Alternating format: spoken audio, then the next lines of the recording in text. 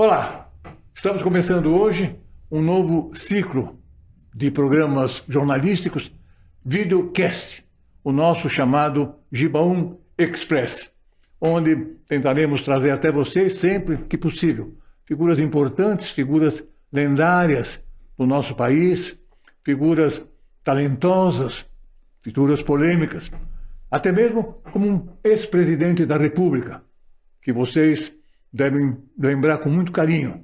Nos últimos anos de tantos presidentes, este que estará conosco esta noite marcou o seu período no Planalto por muita elegância, muito bom senso e até um certo estilo.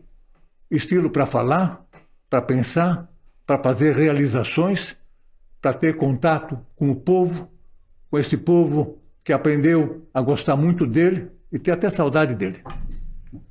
Muito obrigado, Michel Temer, por ter aceitado o nosso convite e por ser um parceiro dessa largada de um novo tipo de jornalismo que invade a internet. Me permita, nessa noite, dado o tempo que nos conhecemos, já brigamos, inclusive, no passado, nos velhos tempos. É verdade. Que Deus tenha quem foi o pivô da nossa discussão. Me permita chamá-lo de você, rompendo um protocolo. Eu devia falar presidente durante todo o tempo, mas vou tomar liberdade de chamar você, dado os anos que nos conhecemos e nos relacionamento com muita alegria. Você, viu, Giba, é muito mais próprio, tendo em vista os muitíssimos anos em que nos conhecemos, né? É verdade. Nos conhecemos e convivemos, porque às vezes você conhece uma pessoa há 30 anos atrás, mas não conviveu, etc., né? E no nosso caso nós tivemos uma convivência muito produtiva ao longo do tempo. Eu acompanhando o seu trabalho jornalístico, um trabalho da melhor suposição, que teve um sucesso extraordinário, e agora muito satisfeito em revê-lo, nesta atividade. E um privilégio. Eu me lembro, a título de curiosidade, um almoço que tivemos num restaurante chamado Paddock, na Vera Faria Lima, onde você era secretário de Segurança do Estado de São Paulo, e eu era um jornalista, um colunista que falava de política, e de vez em quando devia falar mal de você, a ponto de você reclamar e falar, como é? só contra, nunca a favor? É mesmo.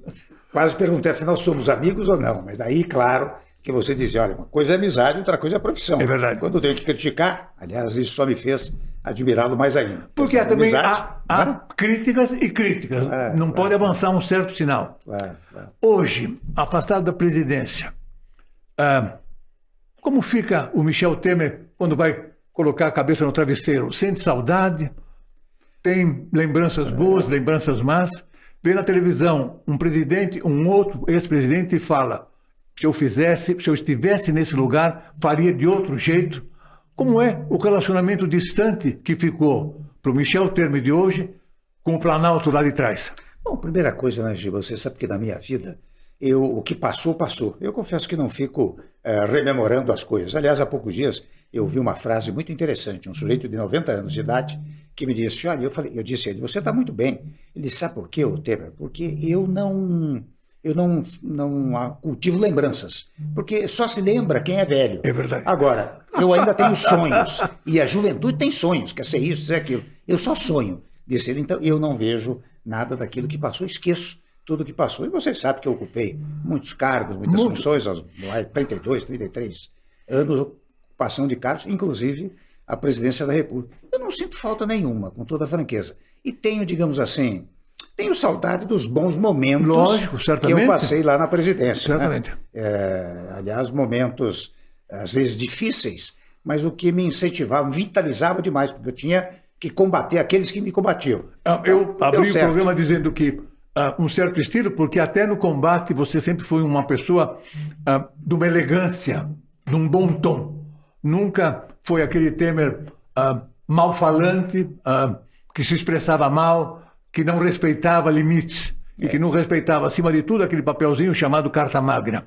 Você sabe, Giba, que aqui no Brasil as pessoas pensam que a autoridade tem que ser bravo, tem que falar grosso, tem que dizer palavrões, se for o caso, né? E a autoridade não é isso, não. Há pouco tempo até uma jornalista, colunista até, me disse, o Temer, fulano disse isso, mas será que não dizem isso porque você é muito educado, muito fino?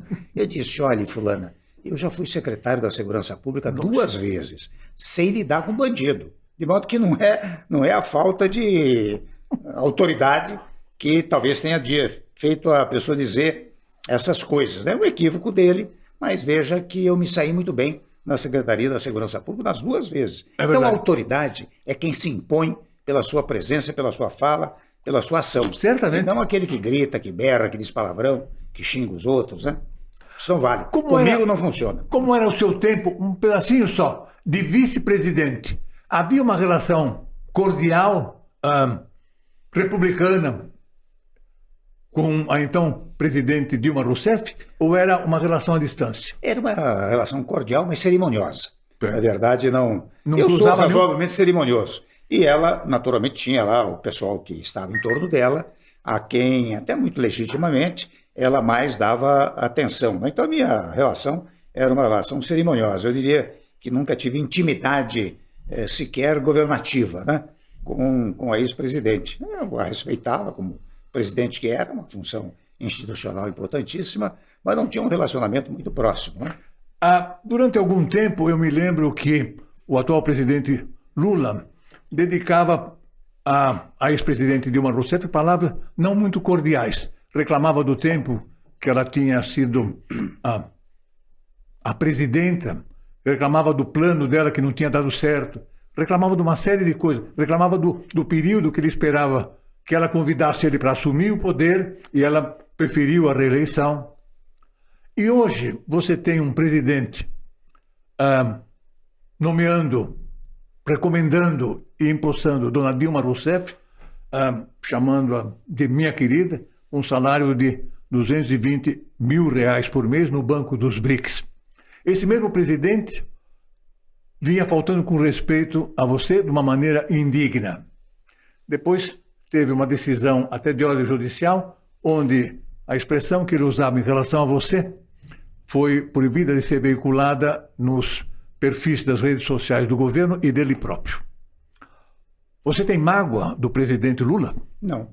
Eu seria uma figura inferior se eu tivesse mágoa de quem não merece mágoa. Percebe? Com toda franqueza. Eu acho que, e até compreendo o ex-presidente, o atual presidente Lula, né? Ele diz isso, Giba, eu conheço um pouco da política, né? Ele diz isso para agradar uma parte do PT. Na verdade é isso. Ele sempre se deu excelentemente bem comigo, quando era presidente da Câmara. Justamente, eu ia perguntar isso.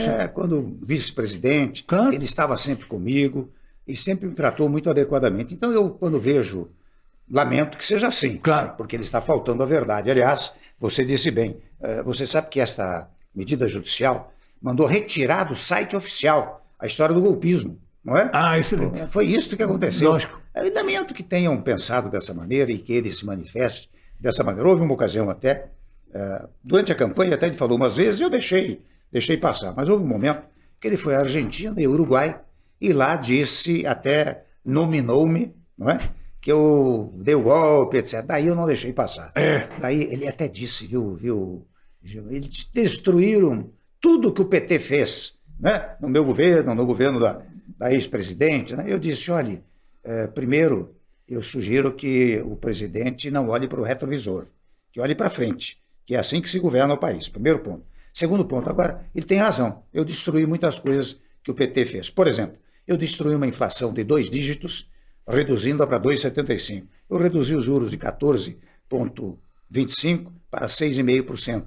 Eu reduzi, aliás, fiz crescer o PIB de menos 5% para 1,8%. Eu fiz a pacificação trabalhista no Brasil com a reforma trabalhista, é verdade. Estabeleci um teto para os gastos públicos, claro. É verdade. O presidente tem razão, eu destruí tudo que o PT fez. Né? Foi assim, nesse tom. E teve uma repercussão estupenda. E você sabe que a partir do momento que eu lancei essa nota, porque eu fico esperando, só faço na hora certa, ele silenciou. Não voltou a dizer mais. Não, nunca mais. Não falou mais. Nunca mais falou. Não falou mais. Eu tive que dar essa resposta um pouco pelo seguinte, porque ele havia falado lá no Uruguai e na Argentina, Giba, locais que eu frequentei como vice-presidente, como presidente, as pessoas me conhecem, não é? De lá. Então aquilo eu achei muito agressivo. Primeiro ponto. Segundo ponto, não é de bom tom que um presidente da República, ao sair do seu país, fale da política interna em outro país. Certamente. Não se faz Certamente isso. não se faz isso. Né? Por isso que eu disse no começo, um presidente de bom tom. Você é incapaz de cometer imprudências acho que não. governamentais como essa. Eu conheço você há tantos anos. Acho que não. Uma outra coisa. Nós tivemos presidentes e primeiras damas com algum tipo de comportamento, desde Fernando Henrique, Collor, e o próprio Lula no primeiro mandato, você, com Dona Marcela, onde as primeiras damas eram figuras participantes, mas não colocadas no primeiro piso, sim, não aparecidas em excesso. Como você vê a primeira-dama atual, Dona Rosângela da Silva, que o povo conhece como Janja, esse comportamento mais extrovertido, mais avançado, você acha que no futuro ela tem pretensões de ser uma política, de se candidatar a algum posto? Bom, em primeiro lugar, eu acho que ela se comporta dessa maneira porque o marido autoriza, evidentemente. Primeiro ponto. Segundo ponto, ela é, de alguma maneira, uma militante, não é de hoje. Sim. É natural até que ela tenha manifestações. Agora, eu não saberia dizer se isso tem um objetivo determinado como este que você está indicando, né? Será que vai ser candidata a alguma coisa? Quer uma presença mais significativa em função do futuro? Isso eu não saberia dizer. O que eu tive, no meu caso, você mencionou Marcela, eu tive sorte dela ser extremamente discreta. Muito. Ela muito. Apesar de jovem, podia se deslumbrar, né? Mas ao contrário, ela cuidou lá da parte social, lançou o programa Criança Feliz, fez uma maravilha com o Criança Feliz, o Giba, um trabalho estupendo, discreto, mas discretíssimo. Sim, correr atrás do primeiro holofote que aparecesse. Não, já, ao contrário. A tendência dela é não querer holofote. Michelzinho, como vai? 14 anos, crescendo cada vez mais. É um homem. E que sabe tudo de computador. É verdade. Nas minhas dificuldades. O que a gente não sabe, ele sabe. Pronto, eu peço para ele vai lá. Ele faz. Faz tudo. Mais um pouco. A ministra do Planejamento é do seu partido. Em algum tempo que o presidente atual teve esse antagonismo com você, ela já estava encaminhada no seu posto. Algum acordo feito entre o MDB e a ministra do Planejamento, a fim de que ela possa aguentar eventuais rancores do presidente Lula, ou uma MDBista de um partido que não se associou até agora para valer com o comportamento político e com a gestão de Lula? É possível que, não digo que tenha havido um acordo, Giba, o que houve foi o seguinte: o MDB não entrou no governo, oficialmente, né? Agora, liberou seus membros, se o governo convidasse, para entrar no governo. Então, você vê, entrou o Jader Filho, entrou o Renan Filho. Lógico. Né? E entrou a Simone Tebet, que foi candidata a presidente. Aliás, eu devo dizer a você que interessante, ela fez uma campanha tão própria para o Lula, que o presidente Lula, não tinha como deixá-la fora. E ela assumiu nessas condições de ir lá colaborar com o país. Mesmo ela ficando angustiada de não ser nomeada logo no primeiro e no segundo grupo. Ficou no finalzinho ali, quase que empurrada. Sim. Você acha que a ministra tem perspectivas futuras de maior alcance? Olha, ela fez uma boa campanha, ganhou uma boa reputação política e pessoal, não é? Eu verifiquei pelo número de votos, ela teve mais 5, 6 milhões de votos, né? É voto significativo para quem se candidata a um cargo do maior cargo do executivo. Em cima da hora, lógico. Então, perspectiva ela tem. Agora, meu caro, em política nós sabemos, né? Não sei o que vai acontecer na semana que vem, imagina daqui 3 anos, né? Eu digo sempre que o Brasil não merecia enfrentar nas urnas essa polarização sem entrar no mérito das partes envolvidas. O brasileiro ficou estagnado entre dois polos não muito agradáveis, sem entrar em detalhes. Eu te pergunto, 2026, teremos perspectivas de novos nomes? Tem alguém que está subindo, alguém que está florescendo? Tarcísio de Freitas, em São Paulo, é um nome que poderá vir a ser um nome nacional? Como você vê, ainda distante, 2026? É um grande nome, o Tarcísio. Você sabe que ele trabalhou comigo no Palácio, Tem. no próprio Palácio, fisicamente no Palácio Planalto. Foi até, ao lado do Moreira Franco, um dos responsáveis pelo programa de parceria de investimentos. Ele é muito disciplinado, muito organizado, muito correto, muito honesto, né?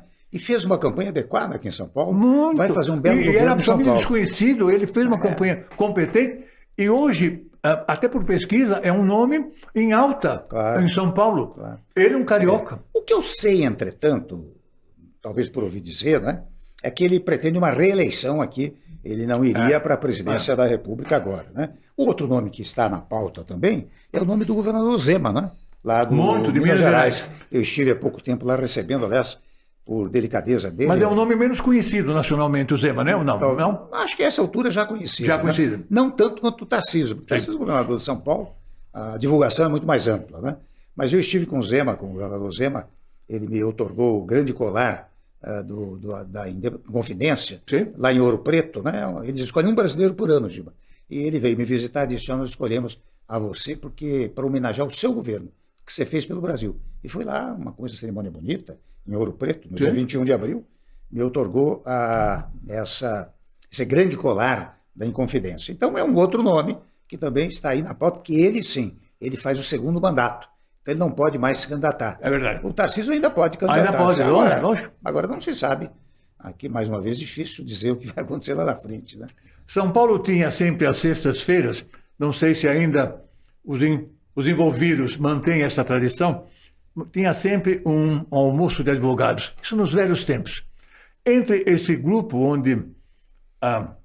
de onde participavam amigos seus, claro, e até amigos meus, como Manuel José Alfonso Ferreira. Sim. E tinha nesse grupo uma figura que era muito ligada a você, que hoje é um ministro dos mais discutidos, chamado Alexandre de Moraes, que foi a sua nomeação para o Supremo Tribunal Federal. Tem acompanhado o comportamento do Alexandre? Como jurista, advogado, um homem da lei, aplaude o comportamento do Alexandre, essa não ganância, essa fúria de segurar as coisas pela mão? Olha, eu conheço bem o Alexandre. Lógico. Eu levei para ser ministro da Justiça. Da Justiça? Ele fez um grande trabalho. Quando o levei, eu já conhecia as obras dele de direito constitucional, de modo que já era um jurista consagrado. E deu-me uma mão, Giba, extraordinária no governo. Tanto assim que quando surgiu, lamentavelmente, pelo falecimento do ministro Teori Zavascki, a vaga, eu disse: Alexandre, vou te colocar lá no Supremo Tribunal Federal. Porque eu sei que ele é interessante, ele é corajoso juridicamente, com boas teses. Porque é o importante, e até juridicamente. até pessoalmente, porque não é fácil o que ele está fazendo. Convenhamos. Não, nem um pouco. Pois é, convenhamos que acho que nós tivemos eleições razoavelmente tranquilas, porque o Alexandre também bancou, e bancou fortemente, com essa coragem jurídica que eu acabei de indicar. É claro, você pode dizer: bom, mas no caso tal, no caso Y, X, etc., houve ou aquele exagero. Eu não saberia dizer, porque não examinei os autos, mas tudo que eu vejo nele volto a repetir, esta coragem pessoal e jurídica que colabora com a democracia brasileira. Não tenho dúvida disso. São Paulo vai ter, o ano que vem, uma eleição para prefeito. Tem concorrentes de vários, pré-concorrentes de vários sentidos. O Ricardo Salles, a Tabata Amaral, e o prefeito atual, que é do PMDB, seu partido, não consegue arregimentar maior apoio para sua candidatura. Agora lançou um programa meio insólito, porque não chega a ser uma marca de governo, que é passar asfalto novo em toda a cidade de São Paulo. Ricardo Nunes é um nome que você acredita politicamente? Acha que ele pode ganhar uma reeleição? Ou ainda não tem a empatia junto ao grande público eleitoral? Eu acho que eu só tenho palavras de elogio para o Ricardo Nunes, que eu conheço desde a primeira vez. Sim. Que ele foi vereador aqui em São Paulo, e até ele, muito delicadamente, sempre diz nas falas dele que eu sou o exemplo para a sua atuação política, né? O que muito, naturalmente, me engrandece, né? Primeiro ponto. Segundo ponto, ele está fazendo um governo muito discreto. Você veja que ele teve a competência, eu chamo isso de competência, de ficar praticamente um ano, vamos dizer, de luto.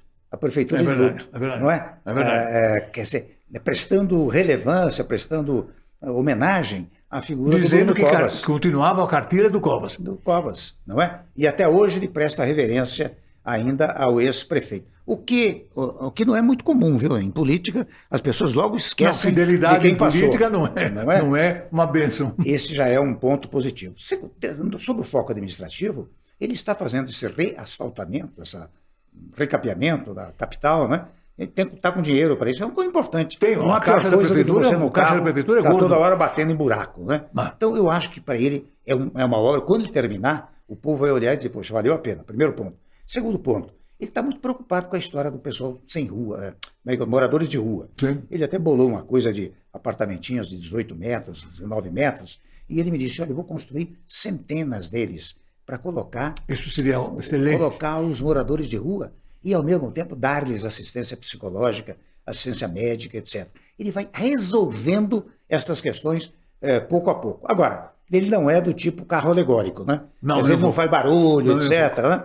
E agora é que ele está começando a ser conhecido. Porque é interessante, você faz pesquisa aqui em São Paulo, acho que quase 40%, 50% não sabe quem é o não prefeito. sabe, lógico. Mas ele tem 1 ano e tanto pela frente, né, Giba? Então, neste momento, ele vai dedicar-se não só à prefeitura, como de igual maneira à campanha. De modo que haverá a divulgação do nome dele e das obras que ele está fazendo. Você sabe que se ele fizer um relato, você podia convidar um dia para vir conversar mas com você. lógico, Viu? lógico. Ele vai contar a você o que ele está fazendo em São Paulo, você ficará surpreendido. Não é? Agora, são coisas Se que ele se muitas vezes não você aparecem. recomendou, ele vai ficar feliz aí. Ele vai ficar feliz. Pode usar esse argumento.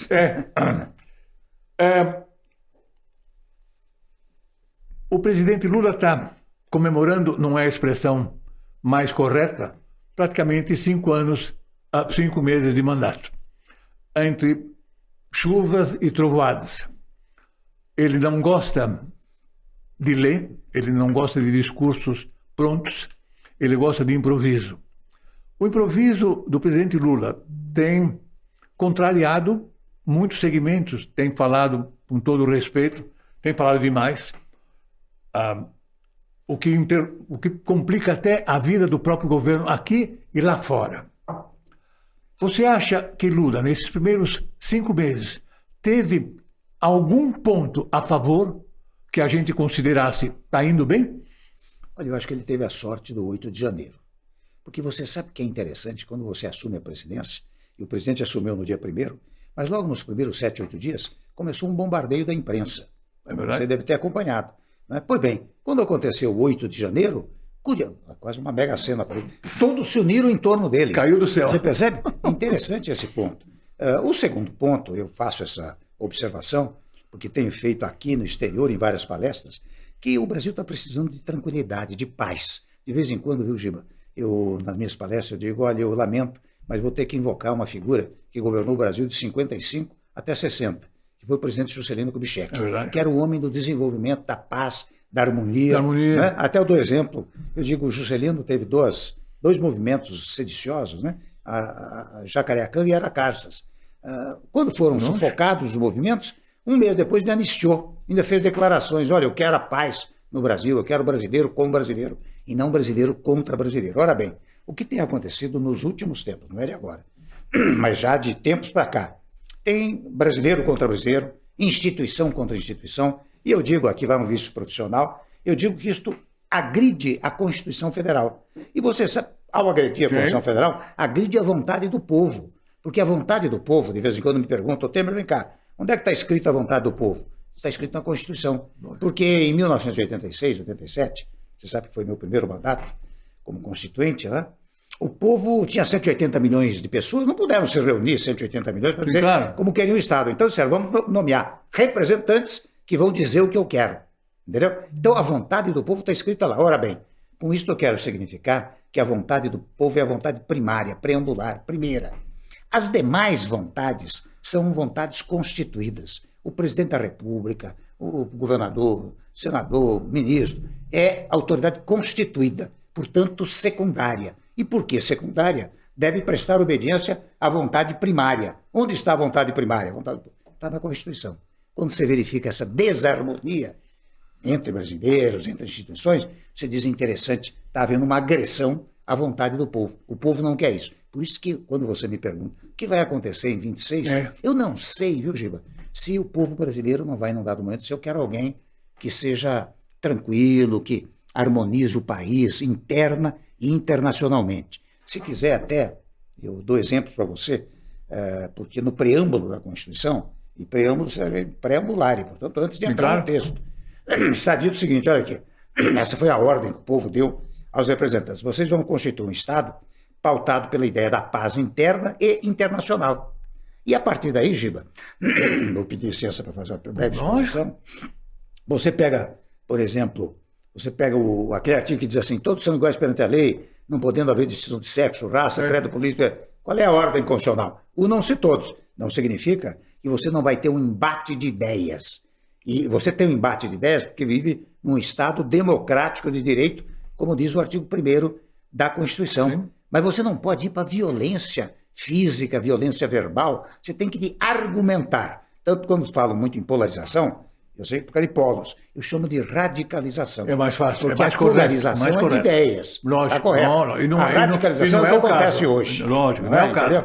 E vou dar outro exemplo da não beligerância no setor externo. Houve uma ocasião, eu, vice-presidente, eu fui à Haia para representar o Brasil numa reunião de países que iam assinar um novo tratado pela desnuclearização. E interessante, quando eu falei, você tem aqueles 4, 5 minutos cada país, né? Quando eu falei, eu disse, olha, nós vamos assinar, o Brasil vai assinar, mas nós não precisamos assinar, porque na nossa Constituição está dito que os artefatos nucleares só podem ser utilizados para fins pacíficos. Portanto, nada de beligerância com o exterior. Né? Você sabe que em seguida, conta esse fato até com certo orgulho, né? Suspendeu-se para nós almoçarmos e o Obama era presidente dos Estados Unidos, ele achegou-se a mim, disse, interessante, se todas as constituições tivessem essa regra, nós não precisávamos fazer essa reunião aqui. É verdade, lógico. Veja só, veja que a regra da paz, da tranquilização, foi uma ordem que o povo deu para as autoridades constituídas e para todos os brasileiros. Fantástico. Por isso que hoje é importantíssimo que a gente faça esse tipo de pregação. Eu digo até de vez em quando, parece um pouco ingênuo, né? Porque as pessoas querem os extremos, né? E eu pareço um pouco, mas não esses extremos se querem, né? Estão violando a Constituição, violando a vontade do povo. Violando a Constituição. Com a volta do Lula ao poder, ele lembra muito e traz de volta o volume de decretos, desfazendo decretos anteriores, é uma coisa fantástica, são quase 200, dá quase 2 por dia, é uma coisa... e no meio desse desarranjo do que foi feito anteriormente, voltou à cena uma coisa que preocupa a todos nós que nem somos fazendeiros. O MST está de volta, com novas invasões, tem uma CPI do MST, e eu te pergunto, como jurista, mais do que, ou igualmente como ex-presidente, como você vê a volta do exército do Stedley? Você tem que tratar isso debaixo de 2 valores. Um primeiro valor é o valor social. É evidente que tem muita gente pobre no país que merece terra. Muita gente pobre. Mas isso você tem que fazer nos termos da lei. A reforma agrária é precisamente para isso. Primeiro ponto. Segundo ponto, você não pode agredir a propriedade, porque a propriedade é um outro valor estabelecido na Constituição. Entre as garantias individuais está a chamada propriedade, assim como a iniciativa privada, etc. Claro. Né? Então você não pode violar o fenômeno da propriedade. E você sabe que é interessante, agora está se recuperando o chamado Abril Vermelho, né? Que houve durante muito tempo. Você pega o meu governo, 16, 17, 18, não houve Abril Vermelho. Sabe por quê? Era a minha próxima pergunta. Por quê? Sabe por quê? Porque eu distribuí para os assentados 283 mil títulos de propriedade. Fantástico. Entendeu? Então, quando alguém ia lá, sei lá, talvez do MST, fosse lá, olha, vamos invadir tal, eu não quero saber. Eu estou com o meu pedaço aqui. Entendeu? Então, você tem que tratar esse tema com esses 2 valores. O valor social, o pobre tem direito a um dado momento ter um pedaço de terra, mas também o dever legal, e o dever de proteger a propriedade. Lógico. É isso que você tem que fazer. Você vê que a Constituição resolve tudo, né? Lógico. Esta postura que eu tive no começo, dizendo um presidente de bom senso, de bom tom, e até mesmo dono de um estilo próprio, é que a gente não viu nos últimos tantos anos uma postura presidencial de uma figura como você. Quer dizer, o teu bom senso, não avançar sinais, obedecer à Carta Magna, um tom sempre muito mais de cordialidade do que beligerância, como você falou. Como é a imagem que você vê, já estamos chegando no final, como você vê a imagem do Brasil lá fora, no meio das palestras que você é convidado para fazer, na Europa, nos Estados Unidos? O Brasil ainda conserva uma imagem muito ligada à gestão Bolsonaro ou ela começa a ser dissipada? Há esperança no mundo em relação ao nosso país? Olha, se depender das nossas palestras lá, uma das primeiras palavras que eu digo é otimismo, para dizer o seguinte, que no Brasil nós já tivemos inúmeras crises sociais, políticas, econômicas, superamos todas. Então, isso é importante para os investimentos estrangeiros no Brasil. Você sabe que aqui no Brasil, Giba, um dos fatores de empregabilidade é a aplicação de dinheiro público em infraestrutura, etc. Nós estamos com pouca verba para aplicar em infraestrutura, portanto, para gerar emprego. A iniciativa privada, por sua vez, no Brasil, nos últimos anos, caiu demais, pelos mais variados motivos. Então, nós estamos precisando de investimento estrangeiro, investimento produtivo, que vem aqui para produzir, porque este investimento que vem produtivamente vai gerar emprego. Então, lá fora, nós temos que dizer, olha, o Brasil está aberto para isso. Agora, há ainda uma certa preocupação com essa beligerância interna que ainda existe no país. Isto eu percebo que há uma preocupação, todos falam um pouco, digamos assim, preocupados. Um pé atrás. Um pé atrás, não é? Em relação a isso. Não é? E eu acho que nós precisamos melhorar a imagem do país, nós temos que usar o chamado multilateralismo, né? Quer dizer, o Brasil não tem condições nem econômicas nem políticas para ser bilateral, trilateralista. Nós temos que ser multilateralista. Eu dou exemplo claro para você, vou aproveitar seu programa. Não. Você vê o maior parceiro comercial nosso é a China, segundo os Estados Unidos. Você vê que são polos diversos. Coisa fantástica. Não é? Lógico. Por outro lado, vou dizer a você, os países árabes compram 45% da nossa carne de frango. Por outro lado, nós temos acordos tecnológicos extraordinários com Israel. Mais uma vez o multilateralismo. Estou dando exemplo. Sem dúvida. Então o Brasil não deve se colocar muito como alguém que tenha opções por este, por aquele país. Tem que ser universal. Porque a relação institucional hoje entre os países não é apenas política, ela é fundamentalmente comercial. Entendeu? No seu tempo, você tinha muita dificuldade no relacionamento com a Câmara para aprovar projetos, para aprovar... havia o velho esquema do toma lá, da cá? Como era a relação do presidente com as lideranças da Câmara? Nenhum problema. Você sabe que eu fui 3 vezes presidente da Câmara dos Deputados. Sim, lógico. Então, eles tinham, os deputados, senadores... Tinha escola. Tinha uma relação comigo quase pessoal. Muitas vezes, Giba, eu marcava lá na agenda 7 audiências e acabava atendendo 20 pessoas. 20 deputados, senadores, porque eles iam lá. E até alguns chegavam lá e diziam para minha chefe, o Temer está aí? Nem era o presidente, o Temer está aí. Né? E aí, pois não, entra aqui, vamos conversar, etc, etc. Isso permitiu que em 2 anos e meio eu fizesse reformas fundamentais para o país. A reforma trabalhista, o teto de gastos, a reforma do ensino médio. Lógico, O saneamento, a primeira medida do saneamento foi uma medida provisória nossa. Agora fizeram um tropeção no saneamento. Pois é. Então eu pude fazer isso graças ao apoio do Congresso Nacional. E olha que eu tive oposição política fortíssima. Mas eu não dava atenção. Oposição é para... O PT era radicalmente contra o teu governo? Radicalmente contra, né? E também uma tentativa de me derrubar do governo. Quer dizer, uma oposição institucional. Não conseguiram. Não conseguiram. Né? Eu fui até o fim e passei a faixa. Muito obrigado por ter estado conosco nessa largada de um novo encontro jornalístico. Foi muito bom te rever, lembrar um pouco dos velhos tempos, ter a intimidade e pedir desculpas novamente, e pedir licença novamente por te chamar de você, dado o tempo todo que nos conhecemos. Sucesso ainda, muito sucesso na tua vida pessoal, profissional, tua família. Quando eu espero que a gente se reveja novamente daqui a algum tempo, quando esse programa emplacar e nós voltamos a nos ver. Você continua sendo aquela figura que eu conheci mais intimamente naquele almoço no Paddock, quando você era secretário da Segurança. Continua sendo essa pessoa bem falante, lúcida, um presidente que a gente, lamentavelmente, só teve por um espaço de 2 anos e tico. Muito obrigado a você, viu, Giba? E eu te cumprimento pelo programa que você está iniciando. Tenho absoluta convicção de que será bem sucedido, porque você sempre foi um homem bem sucedido, né? Então, este início de programa que você faz, certo e seguramente vai crescer enormemente. Eu tenho o prazer de estar aqui contigo. Penso que é o primeiro programa. Esse é o primeiro. Você é o padrinho da largada. Então, estou honrado com a sua escolha. Muito obrigado.